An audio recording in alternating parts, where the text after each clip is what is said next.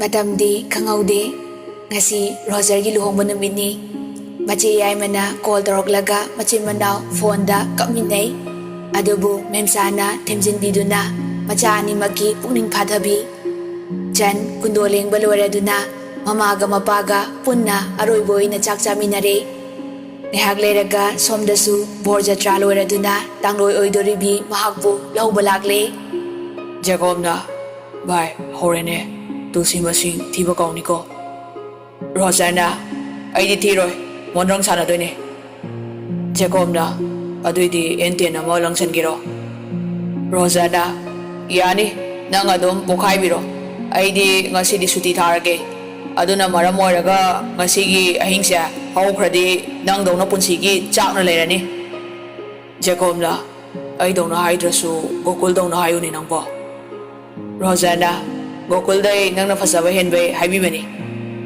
Jacobna adubudi Jacob ni gaino singjamai sida ai khangdaba nupi dudi popoi mahi yandraba nupi ni Rosana soire nangdo nangdi kuidi gaino nupa olakpa ai oramnida aniduna ngangnaribadu taraga nakandagi Simonna gari dagi chongthaning he oiba Tom Cruise ka John Cena ga gi marakta Johnny Lever aisu yaurubasi Tonina Kalizuk sida sakthiru-basi onthokna chakhre ko fajabasingi wari fau yaw phangjade Jacobna thi baijata sormanam phonam thi tumi leo narai bokini khando marup singdu gari manungduda wantha kainoi ngaki matungda kainagi mayum yore asomna tapna borsu kainasu thoroktuna laikoiba laichaiba hukpa loina loikhre kwala nabasu loiraduna bordu chatkre Chan chalamdaigi mayamdu photo kaplaba matung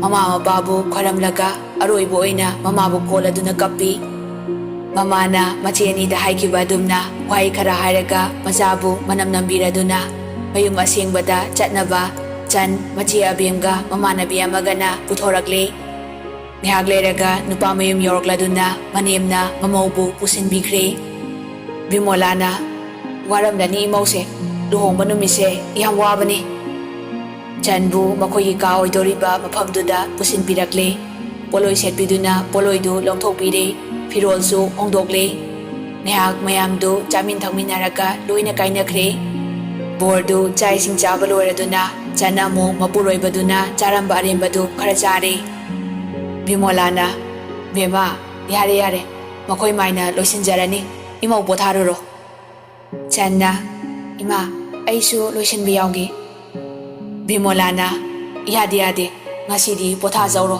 sidaidi imamsagi ithau ngakta oiradawni choso Channa hoima Chan makoi kada changlai Roger gi manakta changsilaklaga makhong soklaga khorami Channa da ngasidagi dagi seba pena tawjarage ko aibu punsigi thadopiganu ko Rosana sabas naire noi che abemsu adumna haramgani khangi ado noi tomboy dubu adumna haramgadro Jacobna kaya do sitrino yengone idula e phone thamage ga haidagai thoina ga lenaraga lei adusu mathau leitagai ai nupi ga noknaradana Somda matay manawna wari sabadu taninglaktabagi Jacobna oina phone du phat kakthale matay manawgi raslila horamdaita Roger gi phone du phat kingai I can be your hero baby I can kiss away your pain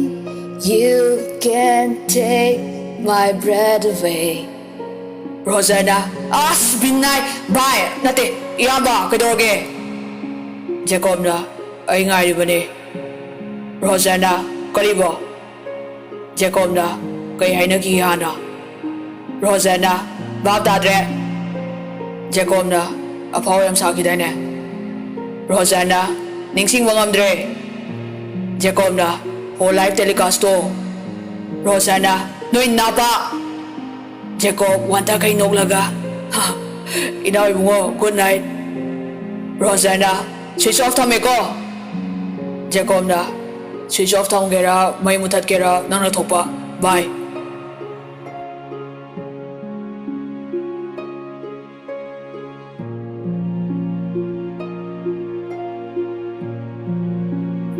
Asumna numit adu haukhre.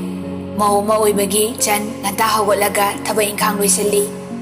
Matamna kanabu sungaibidabagum mangani chakobasu loikhre. Roger numit humni suti loktholaga mane memsa amadi makubok ranbir su yauna Shillongda ton unaba lai. Tona ꯑꯩꯈꯣꯏ ꯆꯦꯗꯤ ꯐꯣꯟꯒ ꯇꯧꯕꯤꯔꯛꯇꯦ memsana as ibungodu laknabada nasi warabani lam henkrabajani.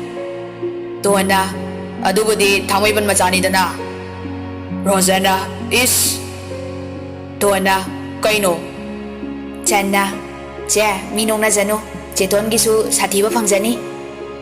ꯇꯣꯟꯅ ꯍꯦꯔꯥ ꯁꯥꯊꯤꯕꯒ ꯌꯥꯄꯣꯟꯇꯦꯗ ꯑꯩꯒꯤ ꯈꯨꯐꯨ ꯑꯃꯨꯛꯇ ꯒ꯭ꯌꯥꯟ ꯇꯥꯗꯣꯏꯅꯤ ꯔꯣꯖꯔꯅ ꯑꯗꯨ ꯑꯗꯥ ꯈꯪꯗꯦ ꯅꯨꯄꯥ ꯑꯣꯏꯔꯗꯤ ꯊꯦꯛꯄꯤ ꯅꯧꯕꯤꯗꯕꯤ ꯈꯣꯏꯔꯝꯃꯨ ꯅꯨꯄꯤ ꯑꯣꯏꯔꯒꯅ ꯏꯇꯩꯃ ꯂꯧꯕꯤꯗꯕꯤ ꯈꯣꯏꯔꯝꯃꯨ mayamdu wawano e asumna room ama lauraga mayamdu numinini humni leiminaraga amu kainakre. Mathangi thadana amu machega mabaiga angangduga chatkre. Mathang haukhiduna aroiba thadadi Rita amadi Ratan oina lagle. Jacob su chaningbani adubu suti lawba yadre. Mamaubu unaraga magi passing out ceremony yauraga punna halakminare.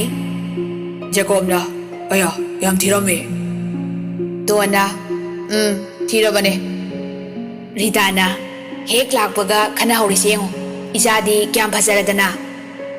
ꯖꯦꯀꯣꯕꯅ ꯊꯤꯕꯨ ꯊꯤ ꯍꯥꯏꯕꯅꯤ ꯀꯩꯅꯣ ꯁꯤꯗꯩꯗꯤ ꯐꯖꯅꯕ ꯁꯤꯂꯣꯟꯗꯒ ꯄꯨꯔꯒ ꯇꯣꯏꯅ ꯀꯦꯕꯤꯔꯗꯧꯅꯤ Mane makugi mamangdadi kaisu khumde magi firolsingdu pukhatlaga kakatkre. Yenbi chatle yenawini haiduni nupadusu adum inarei. ꯖꯦꯀꯣꯕꯅ ꯄꯥꯟꯗꯝ ꯐꯪꯂꯦꯀꯣ Atopana haradi sauroidabani mapuroibana saktijale harakpagi kharaga sauningingaiduda amuk langnarakpaduda Tona Jacob ki chubadu chingkhatli. ꯖꯦꯀꯣꯕꯅ ꯑꯌꯣ ꯍꯤꯡꯆꯥꯕꯤ ꯅꯥꯏꯅꯦ Tona ꯑꯩꯁꯦ ꯊꯤꯖꯜꯂꯦ ꯑꯃ ꯁꯤꯜꯂꯒꯦ ꯍꯥꯏꯕ꯭ꯔꯣ ꯖꯦꯀꯣꯕꯅ ꯑꯩꯕꯨ ꯑꯃ ꯁꯤꯜꯂꯒꯦ ꯍꯥꯏꯈꯤꯕ꯭ꯔꯣ Tona ꯇꯥꯅꯤꯡꯗꯦ ꯅꯪꯗꯤ ꯐꯖꯔꯦ ꯖꯦꯀꯣꯕꯅ ꯐꯥꯒꯤ ꯇꯧꯕꯅꯤ ꯅꯨꯡꯁꯤꯕꯤ haraga tunglomdagi Tonda konsilli.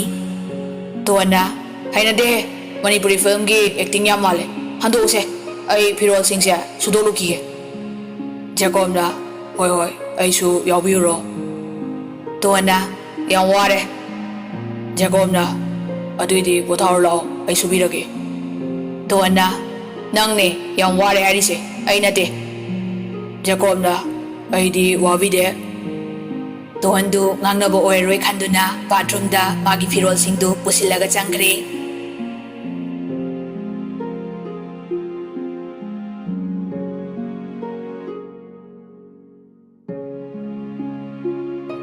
Numitugi numidangi chaktudi kabok leina oina thongbirame. Mayamsu chai sing chaba thakpa loinaraga mai kada pothaba changnakre. Tona heka khalakbaga thongmaromdagi ꯖꯦꯀꯣꯕꯅ ꯌꯥ Tona ꯃꯁꯛꯁꯤꯒ ꯀꯤꯕꯤꯗꯧ ꯃꯥꯟꯕ꯭ꯔꯣ ꯖꯦꯀꯣꯕꯅ ꯇꯣꯝꯕꯣꯏꯅꯕꯨ ꯀꯤꯕ ꯈꯪꯕ꯭ꯔꯣ ꯁꯨꯝ ꯂꯛꯅꯕꯅꯤ ꯑꯗꯣ ꯇꯣꯟ ꯆꯟꯗꯣ Tona ꯆꯟ ꯀꯩꯗꯧꯔꯒꯦ ꯖꯦꯀꯣꯕꯅ ꯁꯥꯎꯔꯛꯀꯅꯨꯀꯣ Tona ꯍꯥꯏꯔꯛꯑꯣ ꯑꯩꯈꯣꯏ ꯆꯟ ꯀꯩꯗꯧꯔꯒꯦ ꯖꯦꯀꯣꯕꯅ ꯄ꯭ꯔꯦꯒꯅꯦꯟ ꯑꯣꯏꯈ꯭ꯔꯦ Tona ꯑꯣꯏꯒꯦ ꯑꯣꯏꯖꯁꯅꯨ ꯀꯩꯅꯣ ꯃꯤꯗꯤ ꯃꯤꯔꯦꯝꯅꯤ ꯑꯩꯗꯤ ꯃꯤꯔꯦꯝꯁꯨ ꯅꯠꯇꯅ ꯖꯦꯀꯣꯕꯅ ꯑꯆꯥ ꯂꯣꯏꯔꯦꯍꯦ ꯄ꯭ꯔꯦꯒꯅꯦꯟ ꯑꯣꯏꯕꯁꯦ ꯃꯤꯔꯦꯝ ꯑꯣꯏꯔꯦ Tona ꯋꯥꯈꯜꯗꯣ ꯂꯧꯁꯤꯟꯕ ꯉꯝꯗ꯭ꯔꯕꯣ ꯁꯟꯗꯣꯛꯅ ꯇꯥꯛꯎ ꯍꯥꯏꯕ꯭ꯔꯣ ꯖꯦꯀꯣꯕꯅ ꯌꯥꯔꯦ ꯇꯥꯛꯄꯤꯔꯅꯨ ꯑꯗꯣ ꯉꯁꯤꯗꯩ ꯑꯩꯈꯣꯏꯅꯤꯁꯨ Tona बोलो ꯖꯦꯀꯣꯕꯅ भीगे होत तेरे Tona आजा फाइटिंग ꯖꯦꯀꯣꯕꯅ ꯑꯩꯁꯨ ꯐꯥꯏꯠ ꯍꯩꯔꯦ ꯉꯝꯊꯣꯛꯅꯁꯤꯔꯣ Tona ꯑꯁꯦꯡꯕꯩꯔꯣ ꯑꯌꯥ ꯕꯤꯠ ꯊꯤ ꯂꯩꯅꯤ ꯍꯥꯏꯒꯨꯝꯗꯅ ꯗꯥ ꯐꯥꯏꯠ ꯑꯝꯇ ꯇꯧꯁꯦ ꯖꯦꯀꯣꯕꯅ ꯂꯥꯛꯑꯣ ꯐꯃꯨꯡꯗ ꯑꯣꯏꯅ Tona ꯁꯛꯇꯥꯊꯤ haraga Tonsu nokthorei. Tona nokpu uraga Jacobna Tongi manakta changsilaklaga makhut aniduna Toni khazai anida tapna nanbi. ꯖꯦꯀꯣꯕꯅ ꯑꯩ ꯅꯨꯄꯤꯁꯦ ꯐꯗꯤ ꯐꯖꯕꯖꯥꯠꯅꯤ Don ikaigum lakum Jacob ki makhutu phat kan thommaga phamungda chongkhatkre. Jacob su romance wana ngaijabaga light off toramaga Donna hipiba phamungduda chongkhatkre. Donna as phamunga loi tekpa tare tapna kakhatpa yadro maiga kaigi muthalino. Thongnaudagi phaujilagliba thabalgi mangal maraktuda Jacob da Dongi machinbu makhutuna tapna meli. Jacob na ngasidi karisu hairano ai tararoi. Don mamitu tapna wisilaga mangaktu nonthai. Jacob na Donbu mathanungda chena konsinbi. Thabalgi mangal su laijilakta tapna dumak lodkhre.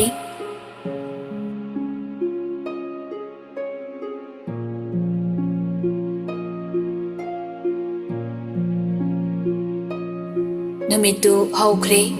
Nongalaga Don hanagi yumduda toromba tabaksing nidi niyom kaidana amuk kuirabagi tungda haukhre. Mane makuna hawalapada duk thongmai katuna coffee keka semba saba loirami. Ritana nungaijare-dako imaugi makhut amuk chaba phangdore. Ratanna hai namausu thabak tawrabanina mada ngairaga khongai ni alaibadi yaroiko nangsu kai no mateng pangsinbiu. Ritana ho khangjaye aisibu karimta sudanomdabadu mangaire. Don coffee puraga thorai. Baba mama coffee. Ratanna amadudi haudribara nahan gaidi mabu yauga yamganbani hingolga se koibani masina amu kaidorabajano. Donna baba haudorukige. Ratanna hoi hoi. Don makuna haribadu taraga nomi makoi kada mo kakhalai. Donna da tabra. Jacob tari bani kainto khomjinade. Donna as da tabro mi hogolo nahan gaidi yaungalaga masina kaidorake hangle babana. Jacob Don gi fijidu pairaga chingi. Donna kaino fi paira chingi do. Jacob da midi sumaina hodok lakpase khudang pairaga yam chingnei anauba style ne fi singbasina. Don momon noklaga taningde he hogolobase. Jacob da ahing tumde haikibro. Donna taningde he hodong-sidi adubu napada kamaina haidorigi hogolo nang haisu salo. Jacob da ngamjadre aidi ngha itu nungsibise olaga tungkini kuina unarudabagi pukotkidoine. Donna aina phajana tapna haibase harau harau yazau natradi mihul lagladi pharag yam tanarakani. Jacob da pharakamta tarakino thasi tana hobi. Donna hogolodi ko hogolohe kai thoena ngausuneino. Jacob da as masidi hogojarage ado coffee di. Donna yam foreign law brush torabo. Jacob nomi hagotkhre. Donna nongdi nuksibane masinupase aibudi kibasani khara kihande yaponte hayengwai nupiga lolakani khara kibasina ngamoidoini. Don nomi phamungdu loisalli aduga mingsel mamangduda phammi. Donna kaino aina mingselga yengisina hoida nong phadoksu yengai kaino aisa phadi phasari jani hek haijinbu. Chak thomurage kuini yengaga ikaire. Dondu amukum tharaklaga chakumda janglaga chak thongba hogatli. Jacob mamai mi taruraga changai. Jacob na kadai ai coffee di. Donna table da thanamane ka da thawro. Jacob Don gi manakta tapna changsilaaga kai mathel no. Donna kangsoy amaga pakna mamaga tawge tawni iru suludri thengkanu ko romance ni kaina tungde kon biga torok to male yam oloi male. Jacob na adunabu aisu thengdrisini khara unique oina leijaning bado haifet ka changlaga thengdabida hairisi aisu baptaine nangbu yam khatnome. Don mami lauthoga thang morning charging aida chongoso ima hoi uraga ai manakta sum leibado ai kai dani kai ba khangdrasu. Jacob na wow ai nupi gyan khotado Tomboy masinga swai mangki. Jacob nomi thokri. Toana aibu tomboy kaina. Nupi ni nupi. Aisu thamoy pali sakphajaba. Ritana, kaidore Ton, nathanta murum sondana lairade. Toana ima khangine. Rita su Ton ki mataududa noknilura male nokthoure. Ton di ikaidana mari chiksili. Toana, Mama kangsoiga paknamga toroge ko ngaside. Ritana, yaida, imauna pamba amhekta thongu.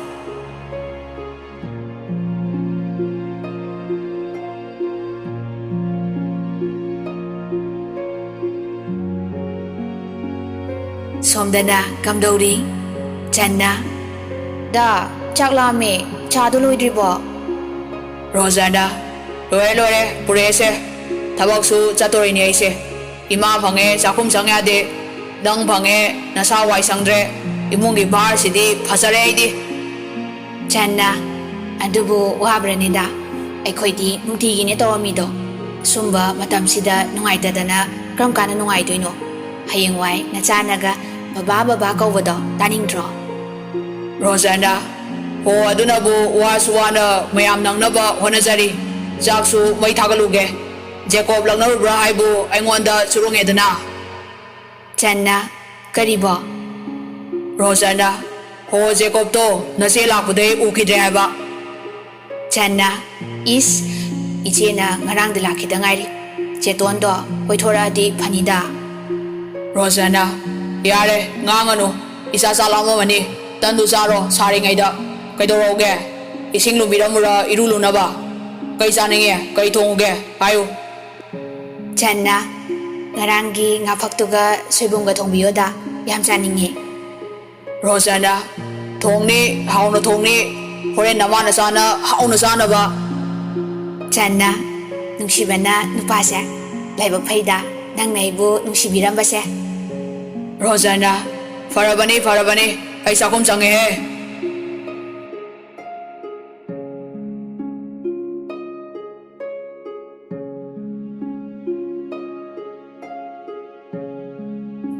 Numidang wairam oirakpa Tanzani, Jacob su thabak halakpaga Tonga punna Chanhoida lai.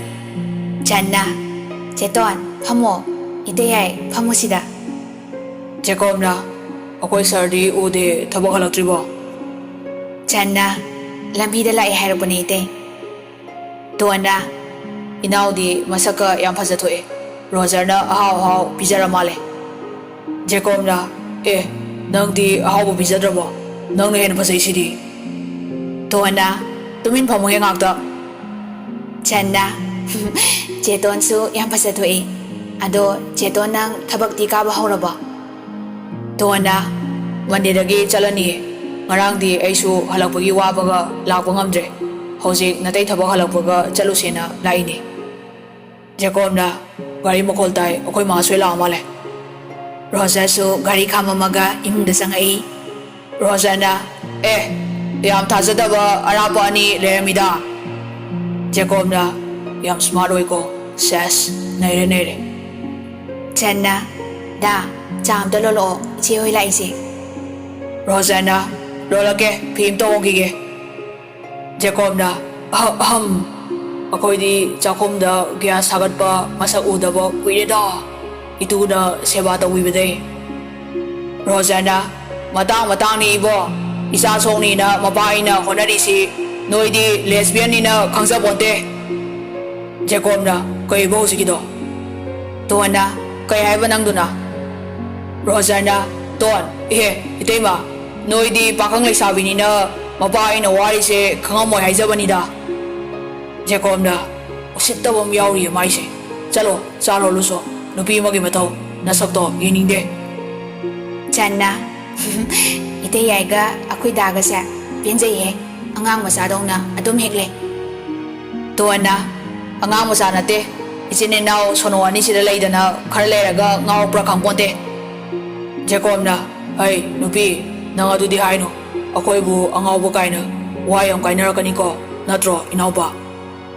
Rosana mani yamba aidi yes ta hairani chalo luge wathi khaw munoi. Adu hairamaga Roger cha lonba chakhumda changkhri. Tona Ima hoidi udena kai chakige. Channa lerambane haujiwaida thokibane. Tona Nangbu chai singa thongkhoti tawba ngamaba. Channa ngamgera ngamoira ai sa wai sangdaba numitagi chaka amata thongandreda. Dadaga imagana adum honare. Aigi phi phau dadana washing machine da hapaga subiri bane macha soknina. Jacob na hari asidi pura homo olena.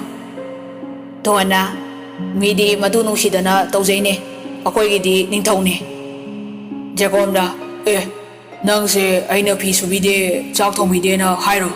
Hai madu nubi matawne aigi nate ko. haraga tonda michi thak khachili. Tona Amtabu noke mane. tanjaduda Roger cha puraga changai. Roger na cha thakse aisu wabane yadre. Jacob na inauba nangdi khudai setre fanek sele haine undang. Roger na kari wari no aduna gyan tana ngakto wari sase thomo ngangna gumsi. Jacob na aingonda nupa onaba training piba oza ama nupi olamba sida ngaibani. Roger na as ho yamba sak itai mai mamangdo wathingang kano. Ton noklaga Ikaino hosi ikai ningai kesu leite ko. Roger na as noise yam tani ngoidori aina yamba itai mana khara respect piba sida usitreba thibora mata tongwinaba haying warami ba khoibo hera ming setat ni adum wari saba nuaite noina tena nause aina thunali ni ko wayang mana gumsi. Jacob noklaga sorry nupi lan horok Channa noi warisa nakong itari. Tona sorry male masak siga. Roger na bye akoi ni mapana ngamthoknarusi nupi marak sida ai wayang maningde. Jacob na chalo wari am sadau la isu. Anidu sumang madongi garden duda laga phami. Jacob na nangdi changi phane ka yam subi pautaida. Roger na kana hari baduna nang aigi hendum jaba soiroi mi mamangdaga harakano seminare kango. Jacob na nongbu nungai bide aigi nungsikraba marupse sumaina torong ponte ni miyoibai laibakse tamba ngamde duni. Marangda riksho thoramba nupadu masisu adum thoromi do. Roger na kai pramano duna. Jacob na haidi hanadai nang adum nupigi sinpamse hainidana adui haibanida.